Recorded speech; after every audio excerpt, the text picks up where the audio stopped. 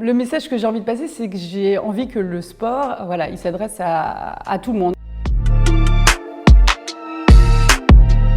Je m'appelle Laurie Delestal, je suis journaliste de sport et je suis coprésidente fondatrice d'un collectif qui s'appelle Femmes journalistes de sport qui lutte pour plus d'égalité pour les journalistes dans le sport. Ce collectif, on l'a lancé en même temps que la sortie du documentaire de Marie Portolano et Guillaume Priou, Je suis une journaliste, je ne suis pas une salope. Et en fait, c'était une sortie coordonnée, on va dire. On avait beaucoup discuté avec Marie qui, en parallèle, faisait ce documentaire et on s'était dit il faut préparer quelque chose pour l'après-documentaire, pour travailler activement pour, en réaction à ça, à toutes ces injustices, ces inégalités. On se disait il faut partir de ce constat que les femmes sont maltraitées et sont en minorité dans les rédactions et puis après essayer de travailler, de lutter pour qu'il y ait plus d'égalité. Il faut savoir que c'est un milieu très particulier. Le sport, c'est porteur de plein de valeurs magnifiques, mais c'est aussi et toujours un bastion masculin. Le sport est contrôlé par les hommes, hein. Les dirigeants sont souvent des hommes. On considère que les femmes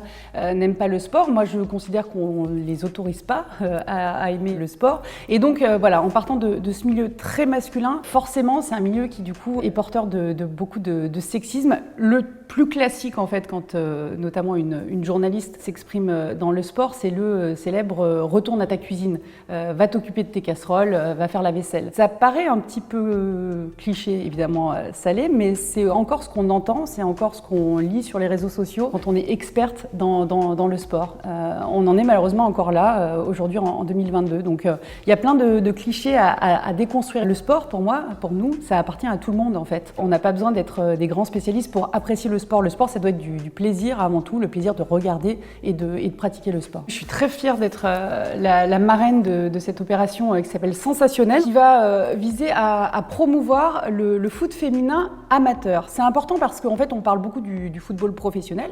Le football professionnel féminin a besoin de plus en plus de moyens, mais ça part de là, du football amateur. Le but, c'est qu'il y ait de plus en plus de petites filles qui puissent pratiquer le football et pour cela, il faut des moyens. L'idée de cette opération, c'est de donner des moyens à des clubs qui s'engagent à promouvoir ce football féminin amateur. Ça me touche particulièrement parce que moi, quand j'étais petite, j'ai fait du handball, mais quand j'ai commencé à travailler sur le foot féminin, je me suis identifiée à ces filles. Je me suis dit, j'aurais tellement aimé avoir la possibilité, pourquoi pas, de jouer au foot quand j'étais petite. Et moi, dans ma ville, par exemple, il n'y avait pas de club de foot pour les petites filles. Donc ça me touche et c'est vraiment important de repartir de la base, en fait. D'aider évidemment le football professionnel, mais d'aider aussi le football amateur parce que ça part de là. Il faut que le foot amateur soit plus inclusif. Le message que j'ai envie de passer, c'est que j'ai envie que le sport, il s'adresse à tout le monde. Prendre du plaisir à regarder ça, prendre du plaisir à regarder du sport féminin. On n'a pas besoin de comparer, en fait, le sport masculin et le sport féminin. En fait, les deux vont bien ensemble. Donc voilà, regardez du sport, faites du sport et vous ne vous sentez pas exclu de ce monde-là.